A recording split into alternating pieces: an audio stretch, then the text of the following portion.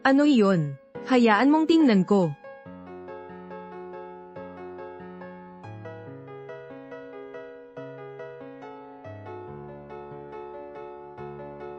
Ano ito? Ayos ka lang ba? Salamat po. Ninakaw ang pang-tuition ko. Nawala ang pang-tuition mo. Teka lang.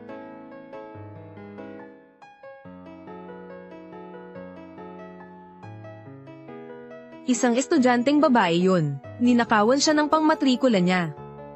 Umiiyak siya ngayon. Heto ang 30,000 dolyar. Ibigay mo sa kanya. Diyos ko, kuya. Mula nang maging profesor ka sa Kyoto University, napakamaawain mo na sa mga estudyante. Hindi ka ba natatakot na baka panloloko ito? 30,000 dolyar lang naman ito. Huwag ka nang magingay pa. Umalis na tayo. Sige, susundin ko po. Heto na ang 30,000 dolyar. 30,000 dolyar. Masyado pong marami. Ako po, hindi ko po kaya tanggapin. 5,000 dolyar lang po ang kailangan ko. Bukod pa, magsusulat po ako ng promissory note para sa inyo. Sa loob po ng 3 buwan, babayaran ko po ang utang. Maliit lang naman po ang halaga. Para na rin po itong charity. Hindi pwede. Hindi ko matatanggap. Ang perang ito ay babayaran ko talaga. Ito ang unang beses na nakakita ako ng taong ayaw sa pera. Ang perang ito, galing kay Young Master 2 para sa iyo. Kung gusto mong ibalik, ibalik mo na lang sa kanya.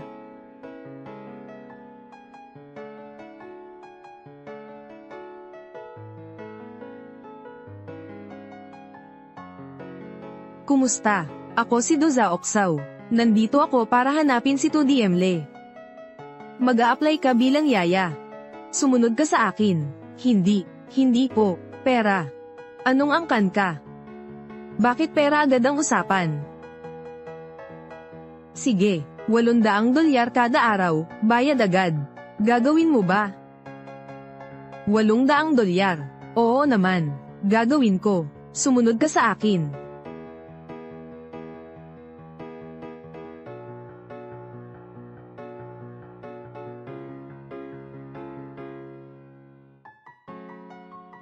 Ginang 2. Nandito na ang lahat ng bagong part-time na tagapag-alaga. Sila ay mga dalagang mayayaman ng lungsod. Magandang lahi, malinis ang talaan. Narinig ko na nais mong makahanap ng asawa para sa iyong apo. Tingnan mo, nagmamadali silang mag-apply bilang mga yaya. Ang mahalagang punto ay, kailangan nilang alagaan ang aking apo.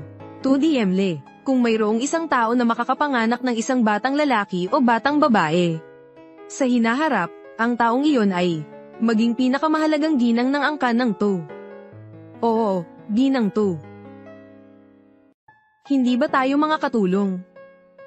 Bakit kailangan ko pang manganak? Nandito na ang binatang 2. Napo, nakauwi ka na. Tingnan mo ito. Ito ang bagong katulong na pinili ko para sa iyo. May gusto ka ba? Una, tingnan mo muna. Lola, ayaw kong magpakasal at ayaw ko ring magkaroon ng anak. Gusto ko lang mag-focus sa pag-aaral. Sinabi ko na sa'yo. Hey! Huwag mo akong sabihan. Hindi ko naiintindihan. Alam ko lang na, 30 ka na. Hindi ka pa kailanman humawak ng babae. Sinasabi ng mga tao sa labas na gusto mo ng mga lalaki. Sa pagkakataong ito, kailangan mong makinig sa akin. Oh! Mamamatay ako sa harap mo ngayon. Lola! Huwag mong gawin yan. Sige, hindi ko na gagawin yan. Tumingin ka. Sino ang gusto mo sa mga babae? Subukan mong suriin. Ibang bagay. Pag-usapan natin ito mamaya, pwede ba? Bata, titingnan ko kung paano ka makakatakas. Sige na, pipiliin ko na lang ang isang tao.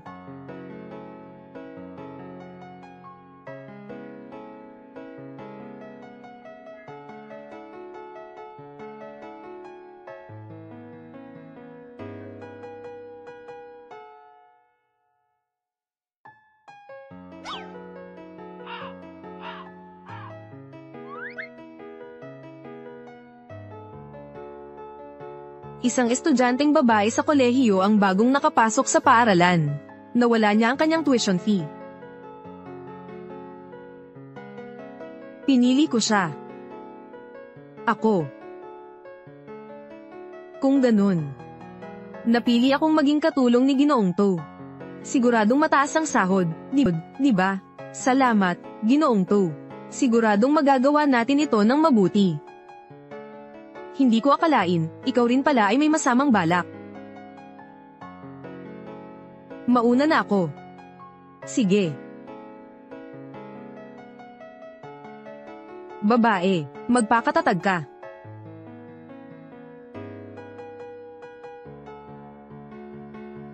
Zaoksaw, ito ang sabaw na inihanda ng ginang para sa binata. Ngayon, mainit pa ito. Tulungan mo akong dalhin ito. Oo.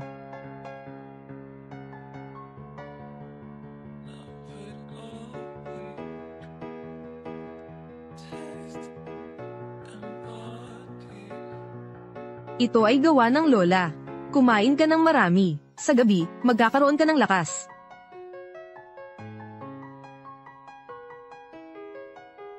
Hindi maganda, may problema sa pagkain.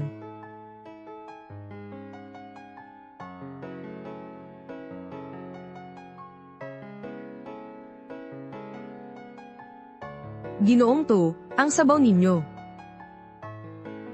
Siya iyon. Kaya pala, si Zaoksaw ay isang masamang babae din. Kaya, noong araw na iyon, nagkunwari siyang kawawa. Ginoong To, anong nangyari sa iyo?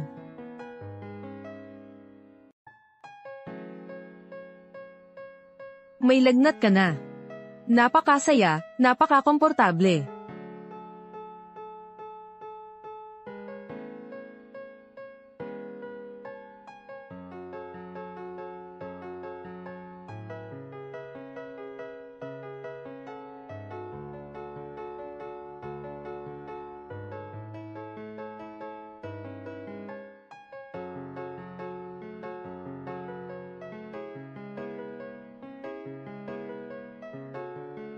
Ikaw ang asawa na hinanap ng lola para sa akin. Bakit ka ganyan? Kumuha ka ng pera para gawin yan. O baka, patuloy ka lang sa pag-arte. Nandito ako para maging tagapag-alaga.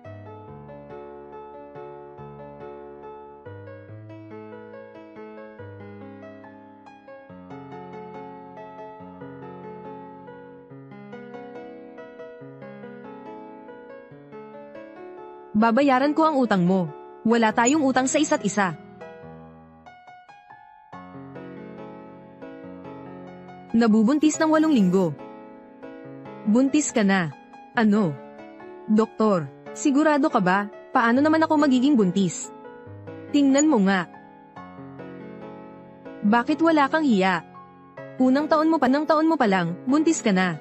Sinira mo ang iyong kinabukasan. At sinira mo rin ang reputasyon ng paaralan. Doktor, huwag mong sabihin sa pamilya ko. Kung malaman nila, pipilitin nila akong huminto sa pag-aaral. Hindi pwede. Ang pagbubuntis ay may kinalaman sa iyong kaligtasan. Kailangan kong ipaalam sa pamilya mo. At kailangang i-report sa paaralan. Doktor, huwag mong gawin yan. Mabilis ba tayo? Nagmamadali kami. Huwag sayangin ang oras ng lahat. Ngayon ka lang natatakot. Bakit hindi ka natakot noon nang masaya ka? Kung ayaw mong mapahiya, huminto ka sa pag-aaral. Huwag mong ipahiya ang ating paaralan. Kumuha ka na ng litrato sa kanya. At i-post ito online. Bilisin mo. Huwag mo akong kunan ng litrato. Huwag nang kumuha pa. Hindi ko sinasadyang mabuntis. Ako ay napakamalinis. Huwag na kayong kumuha. Pakiusap ko sa inyo. Talaga, hindi ko sinasadya.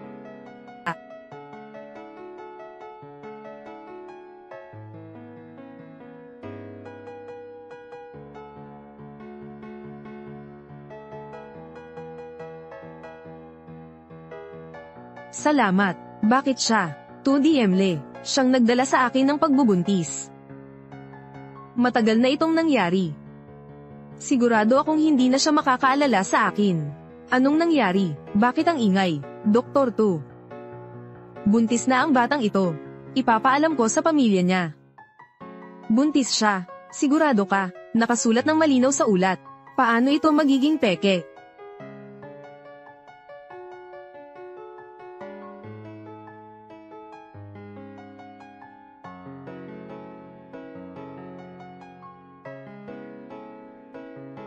Sumunod ka sa akin. Susuriin ko ito para sa iyo.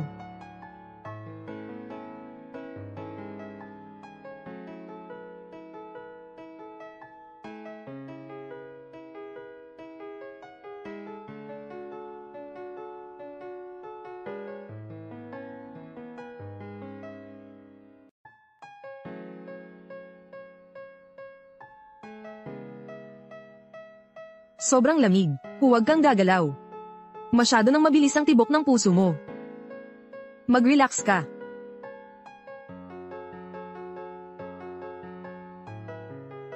May anyo ng sanggol. Talagang nagdadalang tao ka. Itong bata, anak ko ba ito? Anong sinasabi mo? Hindi ko naiintindihan. Sa unang pagkakataon na nakita kita, sabi mo na nawala ang bayad sa paaralan. Binigyan kita ng $3,000. Ikalawang pagkakataon, naging tagapag-alaga ka sa bahay ko. Umakyat ka pa ama ko. Pagkatapos, nawala ka ng walang bakas. Akala ko tinanggap mo na ang bayad. Natapos ang trabaho at umakas. Walang etika sa propesyon. Hindi ko akalain na bigla kang nagdalang tao. Zaoksaw, gusto mo bang gamitin ang pagbubuntis na ito para maging ginang tusaw? Hindi ako tao na sinasabi mo. Ako, kaya ipaliwanag mo. Noong araw na iyon, malinaw na pinilit niya ako. Talagang ayaw kong maging ginauto.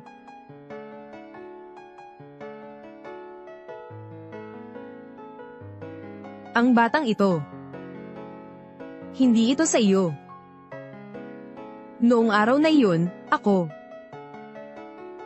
Matapos akong umalis, nakilala ko ang iba. Sa madaling salita, matapos mong makipag-ugnayan sa akin, natulog ka sa ibang tao. Yu Zaoksaw. Hindi ba itinuro sa iyo ng pamilya mo na dapat kang magpahalaga sa sarili mo? Nakakabigla, bakit ako galit na galit? Wala kang kinalaman sa mga ginagawa ko. Tama ka. Pero, itinuturing din kitang guro. Sinasabihan kita, dapat mong pag-isipan mo ito ng mabuti. Tingnan mo kung dapat mong itago ang bata o hindi. Ikaw ay unang taon na estudyante.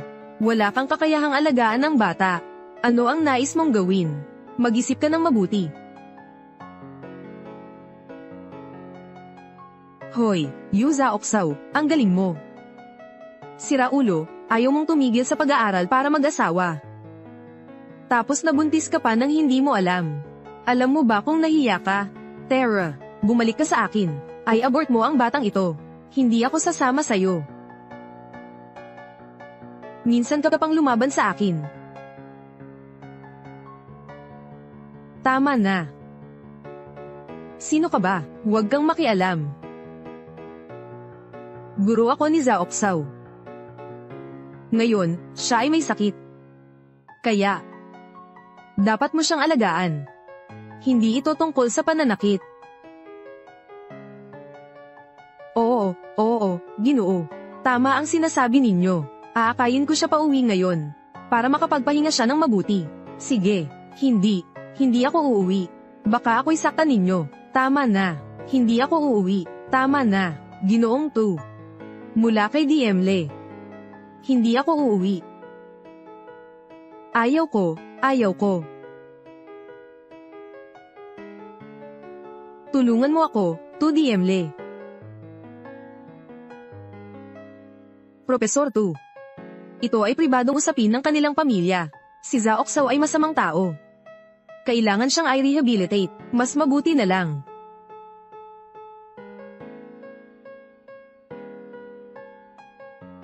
Huwag mong hawakan ako. Pakbitawan mo ako agad. Ano? Hindi iyon.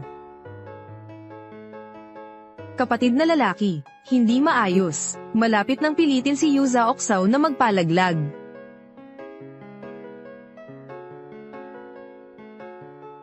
Kuya, hindi maganda ang lagay. Pinilit nilang ipa-abort si Shinshin. Umalis na tayo. Ano? Nako. Bitawan ninyo ako. Huwag kayong gagalaw. Pakiusap, pakawalan ninyo ako. Ayaw ko pong magpa-abort. Huwag na po. Manipis po ang uterine lining niya. Hindi na po siya makakapagbuntis ulit. Pero kung hindi po, mawawala ang down payment. Nako, ang dali naman pong mabuntis. Magiging ayos din naman po siya balang araw. Kunin muna natin ang dote. Gawin mo na. Pakiusap ko sa inyo. Ayoko, ayoko. Pakawalan ninyo ako.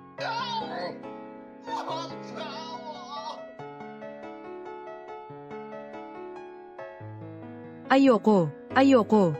Pakiusap ko sa inyo. 2D Emle. Ikaw ang nagsabi. Ikaw ay mayaman, na may malaking impluwensya sa kabisera. Maaari mo ba akong iligtas? Iligtas mo ang ating anak. Natatakot ako. Bitawan mo ako. Bakit ikaw pa? Problema ito ng aming pamilya.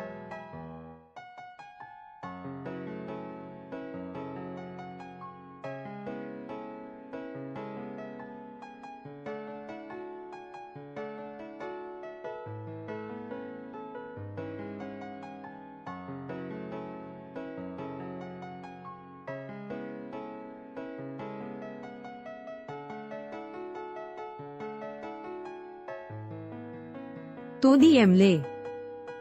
Nandito na ako. Ako ito. Huwag kang matakot. Nandito ako. Protektahan kita.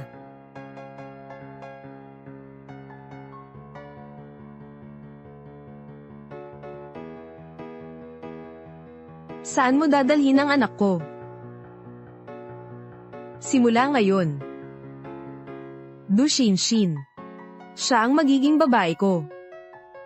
Kung may manggahas na mga api sa kanya, at magpapaiyak sa kanya.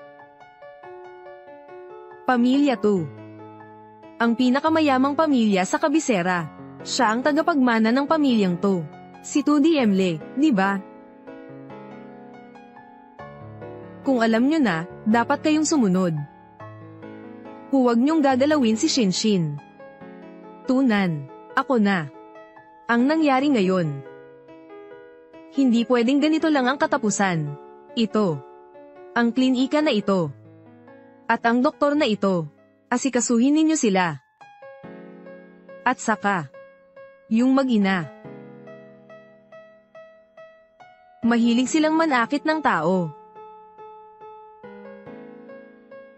Kung ganoon, putulin ang isang kamay ng bawat isa sa kanila. Sige. Huwag ninyong gawin yan, bodyguard. Mali ako. Huwag ninyong gagalawin ang kapatid ko. Malas ninyo.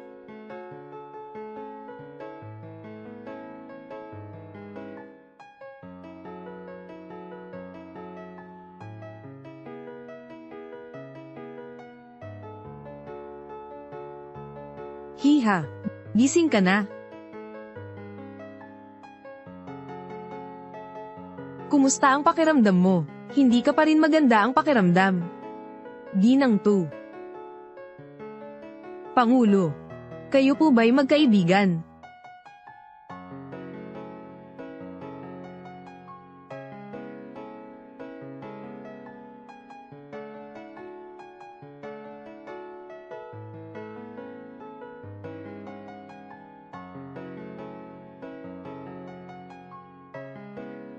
Salamat po, Pangulo, sa pagliligtas sa akin. Lubos po ang aking pasasalamat sa inyo. Oo naman. Magastos siguro ang silid na ito, ano? Babayaran ko po kayo mamaya. Shinshin, ang tanga mo. Buntis ka kay Diemle. Ikaw ang manugang ng pamilyang to. Huwag ka nang magbiro, masyado ka nang magalang. Hindi, mahirap lang ako. Ang batang ito ay akin. Hindi na kita guguluhin. Aalis na ako. Malamig sa lupa. Huwag kang bumaba.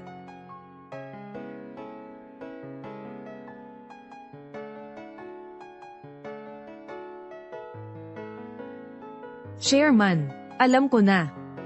Dati, pumunta ka sa pamilya to para magbayad ng utang. Alam ko rin, wala kang balak na umasa sa pamilya to. Mayroon akong pagkiling noon. At mali ang pagkakaintindi ko sa iyo. Paumanhin. Patawarin mo ako. Ang pinakamayamang angkan sa kabisera. Ang tagapagmana ng pamilyang to. Humihingi na naman siya ng tawad sa akin.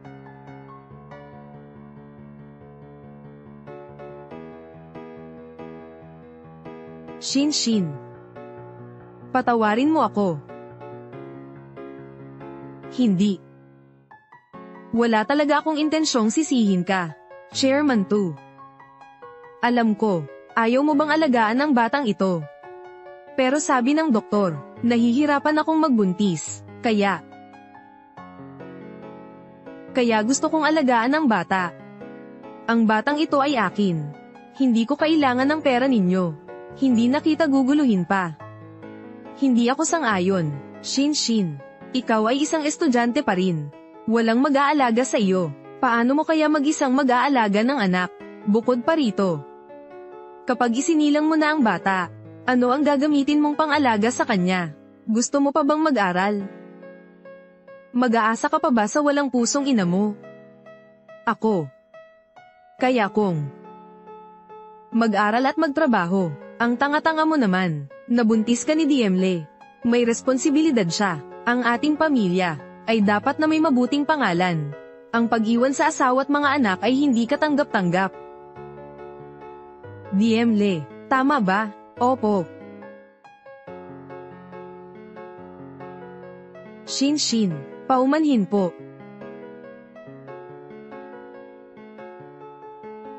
Papakasalan kita. Kung wala akong anak, Chairman 2, marahil ay hindi na niya ako papansinin. Ang angkan namin ay aalagaan kayong dalawa ng mabuti. Hindi ka na kailangang mag-alala pa. Basta maging masaya ka na lang at maghintay ng panganganak. Basta't isilang na ang bata, agad nating ipagkakasal kayo. Kailangan ng bata ng ama. Kahit ano paman. Ang kaligtasan ng bata ang pinaka-importante.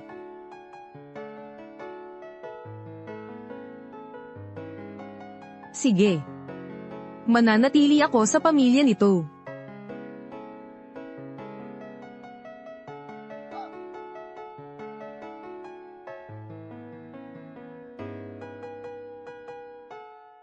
Ano iyon?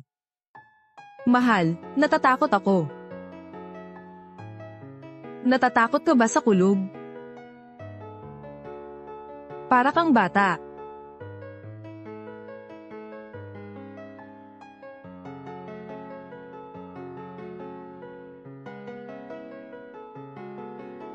Hindi ka pa bumababa. Pasensya na. Talagang natatakot ako. Mula pagkabata, kinukulong ako ng nanay ko sa kwarto. Huwag kang matakot. Mula ngayon, walang mang-aapi sa iyo.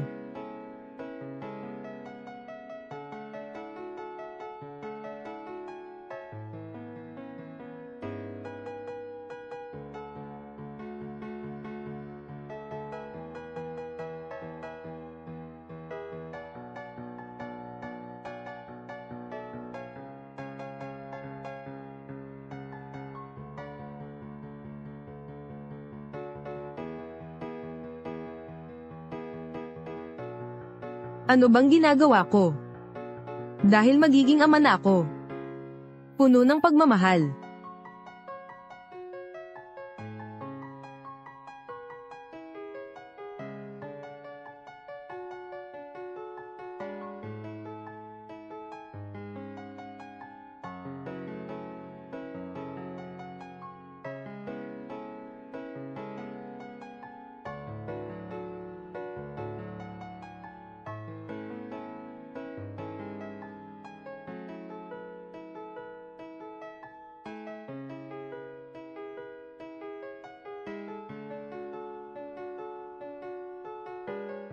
Alo, kuya, alam mo ba anong oras na?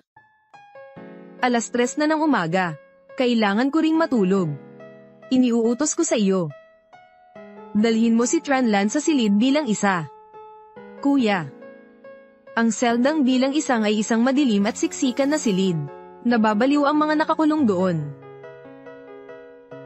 Sundin mo ang sinasabi ko. Mukhang, talagang nag-aalala ka kay Shinshin. Sige, gawin mo na lang ang trabaho mo.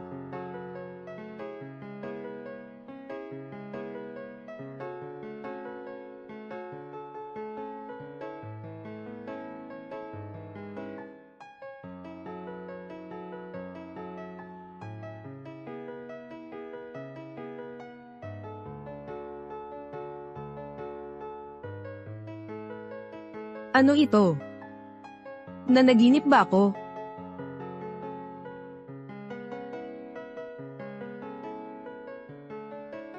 Ano ang tinitingnan mo? Nakalimutan mo na ba ang nangyari kagabi? Kagabi.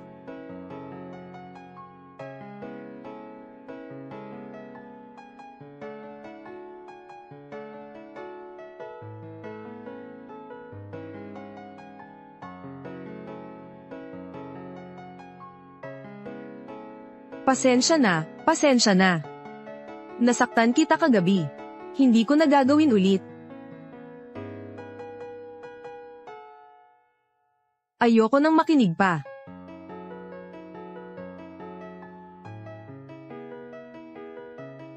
Buntis ka na ngayon. At anak ko rin ang bata. Maaari mo akong hingian ng tulong. Umasa ka sa akin. Dapat ko lang gawin ito.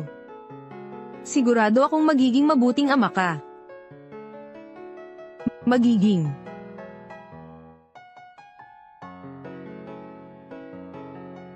Parang si Tudiemle. Isang lalaking mahinahon at elegante. Kung sino man ang makakasama niya. Magiging masaya iyon. Nakakalungkot lang na. Hindi ako iyon. Pangulo. Diemle. Maaari ko bang hingin ang iyong tulong? Sige. Gusto kong bumalik sa pag-aaral. Pinilit akong tumigil ng aking ina.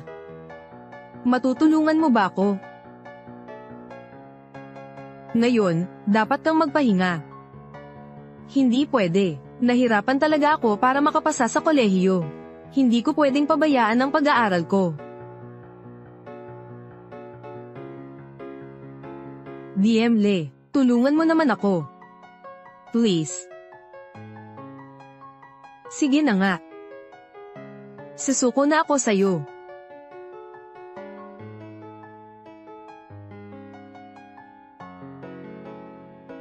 Buntis na siya, tapos hindi pa naman kasal. Bakit nga ba naglakas loob pa siyang pumunta rito? Narinig ko, na nakahanap ang nanay niya ng mayamang matanda. At ipinagbili siya nito kapalit ng $50,000. Sa tingin ko, dapat kang magpakabait na lang.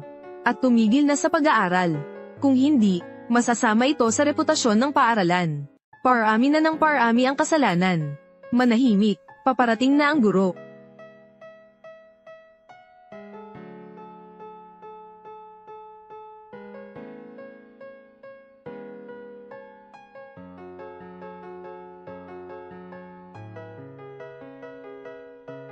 Diemle. Ang gwapo niya.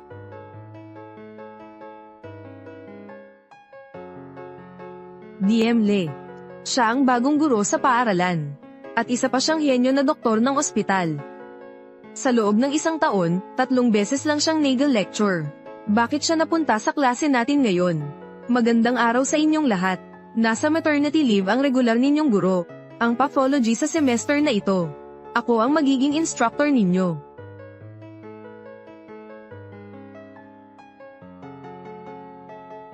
Diemle. Siya ang matalik na kaibigan ng ate ko. Mula noong bata pa ako. Nakapunta na ako sa bahay nila. Ang galing naman, may.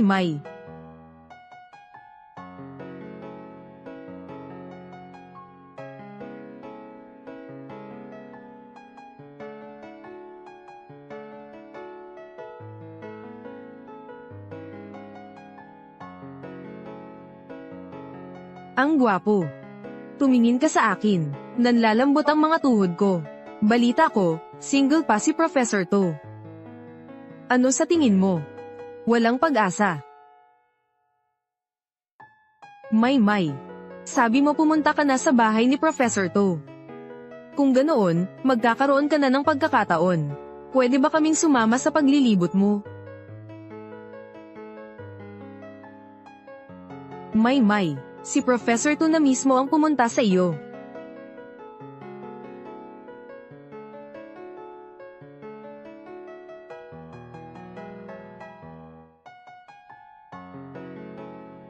DM Le.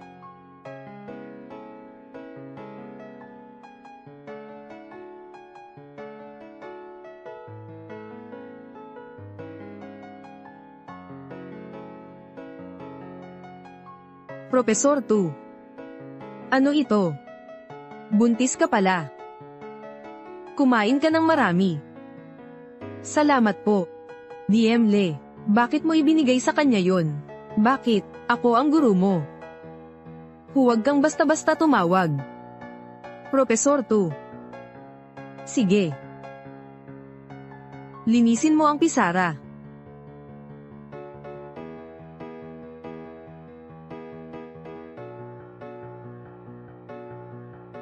Du Shinshin. Ano ang relasyon mo kay DM Le? Bakit kaya niya dala ng pagkain para sa'yo? Professor To. Alam niya ang kalagayan ko. Kaya naman espesyal ang pag-aalaga niya sa akin. Buntis lang naman ako. Bakit? Ikaw mismo nahihirapang magsabi, di ba? Nakikita ko yun. Ikaw ay isang mangkukulam. Bata ka pa, pero hindi ka nag-aaral ng maayos. Buntis ka na nga, hindi ka pa kasal. Kung mang-aakit ka sa kanya, pagsisisihan mong naparito ka.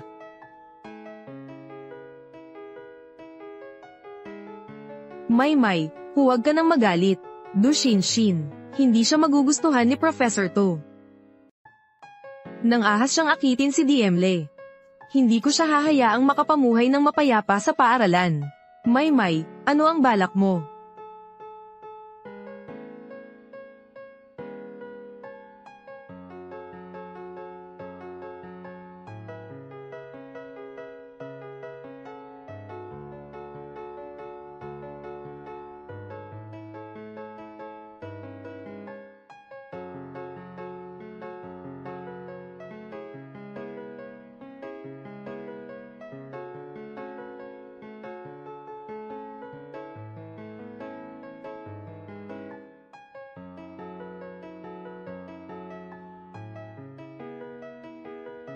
Hinala ko na ikaw ang kabit ng matandang iyon.